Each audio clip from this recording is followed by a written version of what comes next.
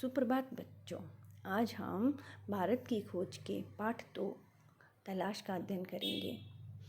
इसमें नेहरू जी हमें बताते हैं कि कैसे उनके मन में भारत ही भारत रहा है। इस बीच में वे अपनी प्रतिक्रियाओं का विश्लेषण करके उसके माध्यम से, अपने बचपन के माध्यम से किस प्रकार भारत ने उनके मन में एक धुंधला सा रूप ले लिया था और उन्होंने अपने ताज़ा अनुभवों से उसे कैसे संवारा था, उसका वर्णन किया है। नेहरू जी कहते हैं, आखिर ये भारत है क्या? अतीत में किस विशेषता का प्रतिनिधित्व करता था? उसने अपनी शक्तियों को कैसे खो दिया? किस तरह पूरी शक्ति को खो दिया? विशाल जनसंख्या का बसेरा होने के अलावा क्या आज उसके पास कुछ ऐसा बचा है जिसे जानदार कहा जा सके? आधुनिक विश्व से उसका तालमेल किस रूप में बैठता है?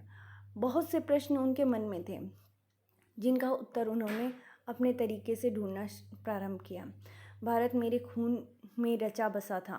इसके बावजूद मैंने उसे एक बाहरी आलोचक की नज़र से देखना शुरू किया। ऐसा आलोचक जो वर्तमान के साथ साथ अतीत के बहुत से अवशेषों को जिन्हें उसने देखा था नापसंद करता था। एक हद तक मैं उसे पश्चिम के रास्ते से होकर पहुंचा था। मैंने उसी भाव से उसे देखा जैसे संभवतः किसी पश्चिमी मित्र ने देखा होता है। मेरे भीतर शंकाएं सिर उठा रही थी। क्या मैंने भारत को जान लिया था, जो उसके अतीत की विरासत के बड़े हिस्से को खारिज करने का साहस कर रहा था? लेकिन अगर भारत के पास कुछ नहीं होता तो बहुत जीवंत और टिकाऊ रहा। जो बहुत कुछ जो सार्थक है वो भारत का वजूद उस रूप में नहीं होता जैसा आज है। वह हजारों वर्ष तक अपने सभ्य अस्तित्व को पहचान कर इस रूप में कदापि बनाए नहीं रख सकता था। वह विशेष तत्व आखिर क्या था? मैं भारत के उत्तर पश्चिम में सिंधु घाटी में मोहनजोदड़ो के एक टीले पर खड़ा था। नेहरू जी बताते हैं कि कैसे उन्होंने भारत की पुरानी सभ्यताओं को उठाकर उन्हीं के माध्यम से अपनी खोज की शुरुआत की। मेरे चारों तरफ उस प्राचीन नगर के घर और गलियां बिखरी हुई थी जिसका समय 5000 वर्ष पहले बताया जाता है। साथ में यह भी कहा जाता है कि वहाँ एक प्राचीन और पूर्णतः विकसित सभ्यता थी। इसके स्थायी रूप से टिके रहने का कारण है इसका ठेठ भारतीयपन, और यही आधुनिक भारतीय सभ्यता का आधार है। यह विचार आश्चर्यचकित करता है कि कोई संस्कृति या सभ्यता इस प्रकार 5-6 हजार वर्ष या उससे अधिक कुछ समय तक रहे और निरंतर बनी रहे, वह भी बराबर और परिवर्तनशील और विकासमान रहकर। फारस, मिस्र, ग्रीस, चीन, अरब, मध्य एशिया, भूमध्य सागर के लोगों ने उसका बराबर निकट संपर्क रहा।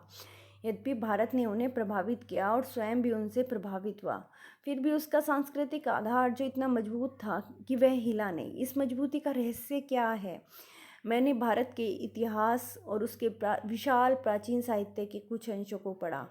मुझ पर विचारों की तेजस्विता, भाषा की स्पष्टता और उसके पीछे सक्रिय मस्तिष्क की स्मृति ने गहरा प्रभाव डाला।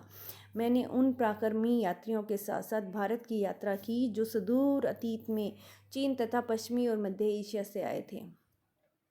अपनी यात्राओं की दास्तान छोड़ गए थे। मैं पूर्वी एशिया, अंकोर, बोरोबुदुर और बहुत सी जगहों में भारत की उपलब्धियों के बारे में सोचने लगा। मैं उस हिमालय पर घूमता रहा जिसका पुराने मिथकों और दंत कथाओं के निकट संबंध है। यानी लेखक अपने यात्राओं के माध्यम से भारत की खोज का वर्णन कर रहा है जिसने हमारे विचारों और साहित्य को बहुत दूर तक प्रभावित किया। पहाड़ों के प्रति मेरे मन और कश्मीर के साथ मेरे खून के रिश्ते और ने मुझे उनकी ओर विशेष आकर्षित किया। इस महान पर्वत से निकलकर भारत के मैदानों में बहने वाली भारत की विशाल नदियों ने मुझे आकर्षित किया। इतिहास में अनगिनत पहलुओं का नाम याद ताज़ा की। इंडस या सिंधु, जिसके आधार पर हमारे देश का नाम पड़ा इंडिया या हिंदुस्तान, जिसे पार करके हजारों वर्ष से यहाँ जातियाँ, कबीले, काफिले और फौज आती रही। ब्रह्मपुत्र इतिहास की मुख्य धारा से लगभग कटी हुई है पर पुरानी कहानियों में आज भी जीवित है। उत्तर पूर्वी पहाड़ियों के हृदय में पड़ी गहरी दरारों के बीच से बरबस मार्ग बनाती हुई भारत में प्रवेश करती है और फिर पहाड़ों और जंगल से भरे मैदानों के बीच शांत और रमणीय धारा के रूप में बहने लगती है। यमुना, जिसके चारों ओर नृत्य, उत्सव और नाटक से संबंध न जाने कितनी पौराणिक कथाएं एकत्र हैं। इन सबसे बढ़कर भारत की नदी गंगा, जिसने इतिहास के आरंभ से ही भारत के हृदय पर राज किया है। लाखों की तादाद में लोगों को अपने तटों की ओर खींचा है। प्राचीन काल से आधुनिक युग तक गंगा की गाथा भारत की सभ्यता और संस्कृति की कहानी है। मैंने पुराने स्मारकों और भग्नावशेषों को और पुरानी मूर्तियों के भित्ति चित्रों को देखा है। भित्ति चित्रों से तात्पर्य है दीवार पे बने हुए चित्रों, और उन सब के माध्यम से भी लेखक अतीत को जानने की कोशिश कर रहा है। वो नेहरू जी बताते हैं कि किस प्रकार वे बहुत सारी गुफाओं वगैरह के अंदर गए, वहाँ पर छपे चित्रों के माध्यम से उन्होंने अजंता एलोरा की गुफाएं, एलिफेंटा की गुफाओं से दिल्ली आगरा के कुछ समय इमारतों को भी देखा, जहाँ पर प्रत्येक भारत के प्रत्येक अतीत की कहानी कह रहा है। मैं अपने शहर इलाहाबाद या फिर हरिद्वार में महास्नान पर्व कुंभ के मेले में जाता हूँ, वहाँ भी अभी भी देखता हूँ सैकड़ों और हजारों की तादाद में लोग आते हैं, वैसे ही जैसे हजारों वर्ष से उनके पुरखे गंगा स्नान करने के लिए आते रहे हैं। इन पर्वों में हमारी गहरी आस्था है, जो अनगिनत पीढ़ियों से हमारे भारत की प्रसिद्ध निधि की ओर खींचती रही है। मेरे अध्ययन की पृष्ठभूमि इन यात्राओं के दौरों ने मुझे मिलकर अतीत को देखने की अंतर्दृष्टि दी है। यानी इन अंतर्दृष्टि से तात्पर्य है कि मैं इनको अंदर तक झांक कर देख सकता हूँ। मेरे मन में भारत की जो तस्वीर थी उसमें धीरे धीरे सच्चाई का बोध घर करने लगा। मेरे पूर्वजों की भूमि ऐसे जीते जाते लोग आबाद हो गए, जो हंसते थे, रोते थे, प्यार करते थे, पीड़ा भोगते थे। इन्हीं में ऐसे लोग भी थे जिन्हें जिंदगी की जानकारी और समझ थी। इस अतीत के सैकड़ों सजीव चित्र मेरे मन में भरे हुए थे। जब भी किसी जगह जाता, विशेष स्थान से संबंध चित्र तत्काल मेरे सामने आ खड़ा होता। बनारस के पास सारनाथ में मैंने बुद्ध को उनका पहला उपदेश देते हुए लगभग साफ देखा। 2500 वर्ष का फासला तय करके उनसे कुछ अभिलिखित शब्द जैसे दूर से आती प्रतिध्वनि की तरह मुझे सुनाई पड़े। अशोक के पाषाण स्तंभ जैसे शिलालेखों के माध्यम से मुझे एक ऐसे आदमी के बारे में बताते हैं जो खुद एक सम्राट होकर भी किसी अन्य राजा और महान सम्राट से भी महान था। भारत की शक्ति और सीमा के बारे में बताएंगे कि कैसे उसके पास शक्तियाँ कौन कौन सी थी, और वो पतन और नाश के कारणों की खोज लंबी और उलझी हुई है, पर उसके पतन के हाल कारण पर्याप्त स्पष्ट है। भारत तकनीकी दौड़ में पिछड़ गया। यूरोप जो तमाम बातों में एक जमाने में पिछड़ा हुआ था भारत से, वो तकनीकी प्रगति के मामले में आगे निकल गया। इसी तकनीकी विकास के पीछे विज्ञान की चेतना तथा हौसलामंद जीवनी शक्ति की मानसिकता थी। नई तकनीकों ने पश्चिमी यूरोप के देशों को सैनिक बल दिया और उनके लिए अपना विस्तार करके पूर्व पर अधिकार करना आसान हो गया। यह केवल भारत की ही नहीं, लगभग सारे एशिया की कहानी है। अभी तक तो ये समझ में नहीं आया कि क्यों एशिया के सभी देशों पर उन लोगों ने अधिकार किया था। इस गुत्थी को सुलझाना ज़्यादा मुश्किल है। भारत में मानसिक सजगता और तकनीकी कौशल की कमी थी नहीं, किंतु सदियों में उत्तरोत्तर गिरावट का आभास होने लगी। जीवन की लालसा और उद्यम में कमी आ गई। क्षीण होती रचनात्मक प्रवृत्ति की जगह अनुकरण की प्रवृत्ति ने ले ली। जहाँ कामयाबी के साथ विद्रोही विचार पद्धति ने प्रकृति और ब्रह्मांड के रहस्यों को भेदने का प्रयास किया था, वहाँ शब्दाडंबर से लैस भाष्यकार उनकी जगह ले लेता था। सच्चाई दिखने लगी। भव्य कला, मूर्ति कला का स्थान जटिल पच्चीकारी वाली सावधानी से की गई नक्काशी लेने लगी। प्रभावी किंतु सरल, सजीव, समृद्ध भाषा की जगह अत्यंत अलंकृत और जटिल साहित्य शैली ने ले ली। साहसिक कार्यों की लालसा और छलकती हुई जिंदगी, जिसके कारण सुदूर देशों ने भारतीय संस्कृति का प्रसार संभव हो सका था, क्षीण हो चली। उसके स्थान पर सुदूर देशों ने भारतीय संस्कृति का प्रसार संभव हो सका था, क्षीण हो चली थी। उसके स्थानों पर महासागरों को पार करने वाली संकीर्ण रूढ़िवादिता ने जन्म लिया। जांच पड़ताल की विवेकपूर्ण चेतना लुप्त हो गई थी। अतीत की अंधी मूर्ति पूजा ने उसकी जगह ले ली थी। अतीत के विकट भार ने उसे कुचल दिया था। यह एक तरह की मूर्छा से ग्रस्त हो गया था। मानसिक जड़ता और शारीरिक थकावट, इस हालत में भारत का ह्रास होने लगा। वह गतिहीन और जड़ हो गया, जबकि विश्व के दूसरे हिस्से प्रगति के पथ पर बढ़ गए। किंतु ये स्थिति का पूरा और पूर्णतः सही सर्वेक्षण नहीं है। यदि केवल जड़ता और गतिहीनता का एक रस और लंबा दौर रहा होता, तो उसका नाता अतीत से पूरी तरह टूट जाता। एक युग का अंत, उसके ध्वंसावशेषों पर किसी नई चीज का निर्माण होता रहा है। यह इस तरह का क्रम भंग नहीं हुआ होगा। भारत में निरंतरता बनी रही। और नए को समझने और उसे अनुकूल बनाकर कम से कम पुराने के साथ उस अंश को जोड़कर जिसको रक्षा करने के लायक समझा गया उसका सामंजस्य करने का प्रयास साफ दिखाई पड़ते हैं। अक्सर पुराने को केवल बाहरी ढांचा के प्रतीक के रूप में बचा रहा है और अंतर वस्तु बदल गई है। ऐसी लालसा जो लोगों को उस लक्ष्य की ओर खींचती है पूरी तरह सिद्ध नहीं की जा सकी है।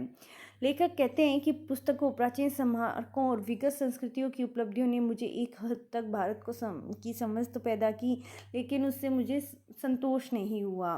न ही मुझे वह उत्तर मिला जिसकी मैं तलाश कर रहा था। वर्तमान में मेरे लिए, मुझ जैसे बहुत से लोगों के लिए, मध्ययुगीनता, भयंकर गरीबी एवं दुर्गति, मध्य वर्ग की कुछ सतही आधुनिकता का विचित्र मिश्रण है।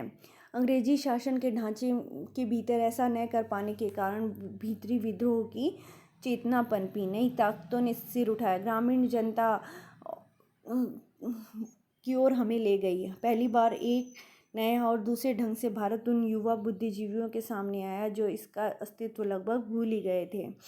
यह दृश्य बेचैन कर देने वाला था कि हमारे मूल्यों और निष्कर्षों में संदेह उत्पन्न कर दिया गया। कुछ लोग इस ग्रामीण समुदाय से पहले से ही परिचित थे, इसलिए उन्हें कोई नया उत्तेजक अनुभव नहीं हुआ, पर मेरे लिए यह सही अर्थों में नई तलाश की यात्रा थी। मैं आम जनता की अवधारणा की काल्पनिक नहीं बनाना चाहता। मेरे लिए भारत के लोगों को अपनी सारी विविधताओं के साथ वास्तविक अस्तित्व है। उनकी विशाल जनसंख्या के बावजूद मैं उनके बारे में अनिश्चित समुदायों के नहीं, व्यक्तियों के रूप में सोचने की कोशिश करता हूँ। पिछले 200 वर्षों से उन्होंने जो अत्याचार झेला है, जो बहुत कुछ उनकी उसी के कारण समाप्त हो गया है, कुछ ऐसा बचा रहा है जो सार्थक है, उसके साथ बहुत कुछ ऐसा भी है जो निरर्थक और अनिष्टकर है। भारत माता। अक्सर जब मैं एक के बाद एक सभा में जाता तो श्रोताओं से इस देश की चर्चा करता और हिंदुस्तान के और साथ ही भारत की, जो जाति के संस्थापक भरत के नाम पर आधारित इस प्राचीन संस्कृत नाम है। मैंने ऐसे शहरों में ऐसा कम किया है, वहाँ श्रोता अपेक्षाकृत आधुनिक थे। वे अधिक दमदार भाषण की अपेक्षा करते थे, पर सीमित नज़रिए वाले किसान इस महान देश की बाबत बताया जिसे मुक्ति के लिए हम संघर्ष कर रहे हैं। भारत के हर हिस्से में एक अलग तरीके की किसानों ने मुझसे अलग सवाल पूछे। उनकी समस्याएं समान थी, गरीबी, कर्ज, जमींदारी, महाजन, भारी लगान, कर, पुलिस के अत्याचार, ये सब उस ढांचे से लिपटे हुए थे जिससे हमारे ऊपर विदेशी हुकूमत ने आरोपित किया था। साथ ही यह भी कि राहत भी सबके लिए होनी चाहिए। मैंने इस बात की कोशिश की थी कि वे भारत को अखंड मानकर उसके बारे में सोचें, साथ ही थोड़ा ही उस विराट विषय के बारे में सोचें जिसके हम हिस्से हैं। यह काम बहुत आसान नहीं था, पर उतना मुश्किल भी नहीं था कि जैसा हमने सोचा था। हमारे प्राचीन महाकाव्यों, पुराकथाओं और दंत कथाओं की उन्हें इस साहित्य के बारे में हमारे प्राचीन महाकाव्यों, पुराकथाओं, दंत कथाओं की पूरी जानकारी थी। इस साहित्य ने अपने देश की अवधारणा से उन्हें परिचित करा दिया। मैं उन लोगों से हमेशा कुछ चारों कोनों में स्थित धार्मिक स्थलों की यात्रा की।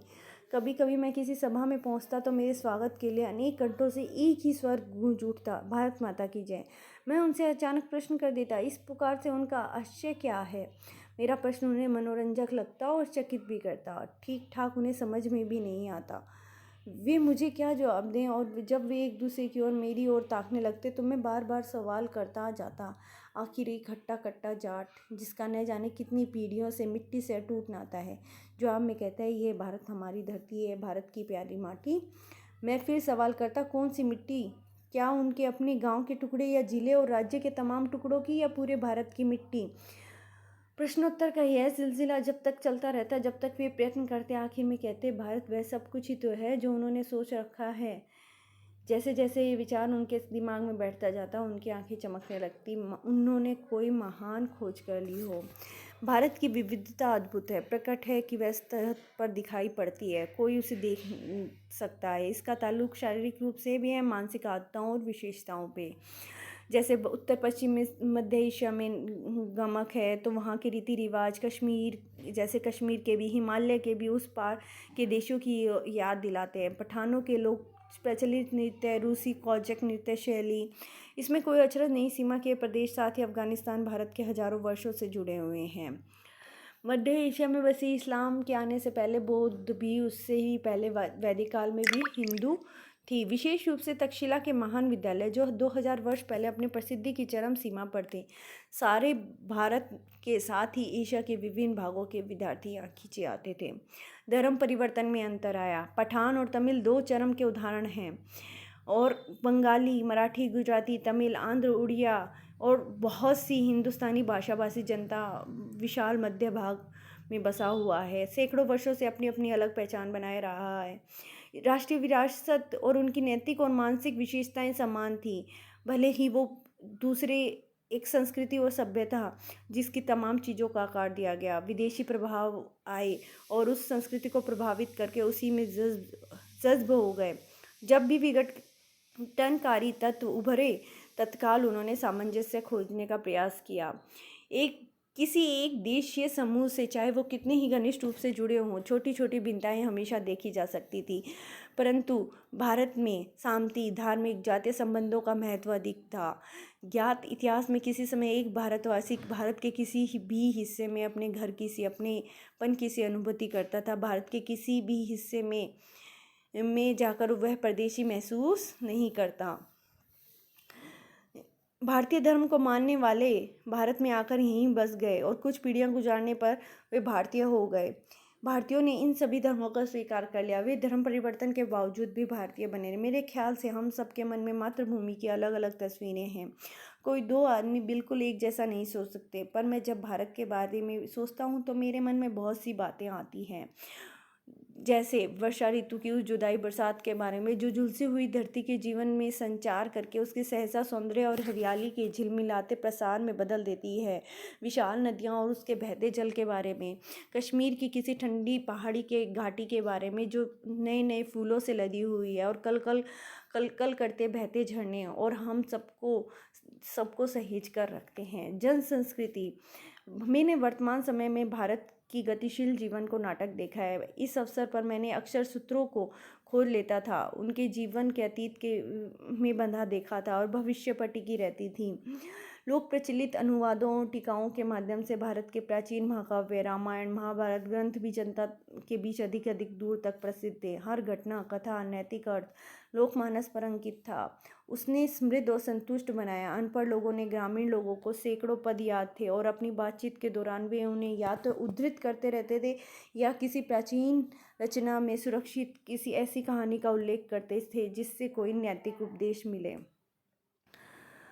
सुनिश्चित तथ्यों से निर्मित तस्वीरों का भंडार तो बना लिया। मैंने महसूस किया अनपढ़ किसानों के मन में भी उनकी तस्वीरों का भंडार है।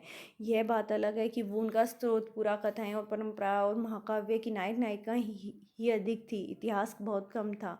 फिर भी उनके चेहरे के आकार, उनकी चाल ढाल से ध्यान से देखे जाते वे बहुत संवेदनशील चेहरे, बलिष्ठ देह, सीधे अवयव वाले पुरुष दिखाई देते हैं। महिलाओं में लावण्य, नम्रता, गरिमा, संतुलन के साथ एक चेहरा जो अवसाद से भरा होता है। कभी किसी देहाती रास्ते या गांव से गुजरते हुए मेरी नज़र किसी मनोहर सुंदर पुरुष या स्त्री पर पड़ती तो मैं विस्मय विमुग्ध हो जाता।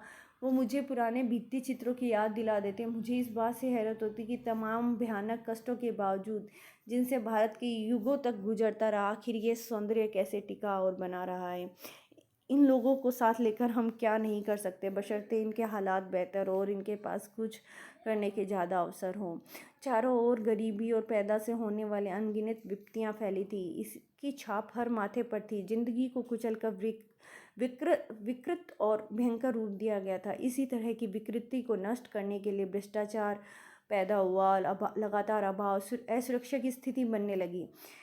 यह सब देखने में सुखद नहीं था, पर भारत की असलियत यही थी। स्थितियों को समर्पित भाव से स्वीकार करने की प्रवृत्ति प्रबल थी, पर साथ ही एक प्रकार की नम्रता और भलमानसी थी जो हजारों वर्ष की सांस्कृतिक विरासत की देन थी, जिसे बड़े दुर्भाग्य से कोई नहीं मिटा पाया था।